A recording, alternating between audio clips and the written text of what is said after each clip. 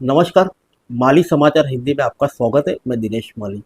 BSF जवानों को marine commando की ट्रेनिंग देगी नौसेना।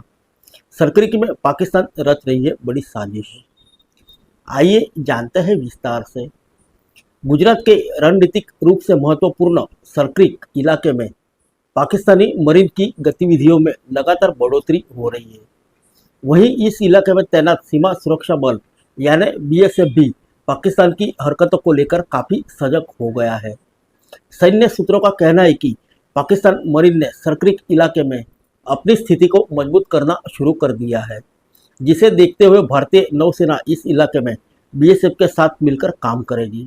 भारतीय नौसेना ने इस इलाके में बीएसएफ की स्थिति को मजबूत करने के लिए बीएसएफ जवानों को मरीन कमांडो की ट्रेनिंग देने की योजना बनाई है। सैन्य सूत्रों ने बताया कि उन्हें इंटेलिजेंस इनपुट मिले हैं कि जिस तरह से पाकिस्तानी मरीन इस इलाके में अपनी गतिविधियां बढ़ा रही है, यह पाकिस्तानी सेना की एक बड़ी साजिश का हिस्सा है। वहीं पाकिस्तान की किसी भी कोशिश का मुंहतोड़ जवाब देने के लिए भारतीय सेना तैयार है। इसके लिए रणनीति तैयार कर ली गई है। भारतीय नौसेना से जुड़े सूत्रों ने बताया कि उन्होंने भी बीएसएफ के जवानों को मरीन कमांडो की ट्रेनिंग देने की योजना बनाई है। ट्रेनिंग के लिए पहली बैच में बीएसएफ के 80 जवान को चयनित किया गया है। यह ट्रेनिंग चेन्नई स्थित दक्षिणी नौसेना कमांड में दी जाएगी। आने वाले समय में बीएसएफ की ऐसी ही 6 बटालियन को ट्रेनिंग देने की तैयारी है। आइए जानते हैं कितने दिन की है ट्रेनिंग। भारतीय नौसेना से जुड़े सूत्रों ने बताया कि पहले जो ट्रेनिंग होती थी वह लैंड बेस्ड होती थी, लेकिन अब जो ट्रेनिंग दी जाएगी वह वाटर बेस्ड होगी। इस सीमेनशिप, इलेक्ट्रॉनिक्स, नेविगेशन इक्विपमेंट और पानी के अंदर हथियार चलाने की ट्रेनिंग दी जाएगी।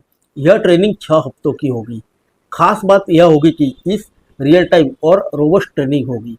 नेवी सूत्रों के मुताबिक बीएसएफ को दिए जाने वाली यह ट्रेनिंग न केवल कच्छ के रण के सरक्रिक इलाके में काम आएगी, बल्कि बांग्लादेश से सटे सुंदरवन इलाकों में भी इस ट्रेनिंग का फायदा मिलेगा, जहां बांग्लादेशी तस्कर आए दिन भारतीय सीमा में घुसपैठ करने के लिए नए नए तरीके खोजते रहते हैं। सेना से जुड़े सूत्रों ने बताया कि पाकिस्तानी मरीन के प्रशिक्षित कमांडो पानी के अंदर हमला करने की क्षमता रखते हैं और वे हरामी नाला सरक्रिक इलाके के जरिए कच्छ की खाड़ी में घुसने की कोशिश कर सकते हैं। इसके अलावा जैश ए मोहम्मद ने भी अपनी एक समुद्री विंग, मैरीटाइम विंग बनाई है और उन्हें भी अंडर वाटर ट्रेनिंग दी गई है। उन्होंने बताया कि कच्छ क्षेत्र में महत्वपूर्ण प्रतिष्ठानों में तेल रिफाइनरियां, जिसमें रिलायंस इंडस्ट्रीज मुंद्रा और दीनदयाल बंदरगाह और प्रमुख बिजली संयंत्र शामिल है। इसके अलावा इस इलाके में कई तीर्थ क्षेत्र भी है, जहां पूरे साल तीर्थयात्रियों की भीड़ लगी रहती है। सूत्रों ने बताया कि आतंकियों को लंबी दूरी तक तैरने और पानी में इक्विपमेंट चलाने की ट्रेनिंग दी गई है। सूत्र कहते हैं कि हमें यह नहीं भूलना चाहिए कि लश्कर तैयबा के आतंकियों ने मुंबई पर 26/11 हमले को अंजाम देने के लिए समुद्री मार्ग का इस्तेमाल किया था, जिसने भारत की समुद्री रक्षा की कमजोरी को आश्चर्यजनक रूप से उजागर किया था। आइए जानते हैं कितना लंबा है सरक्रिक इलाका। गुजरात में बीएसएफ स्थायी अड्डे बनाकर सरक्रिक और हरामी नाला इलाके में अपनी पकड़ मजबूत कर रही है।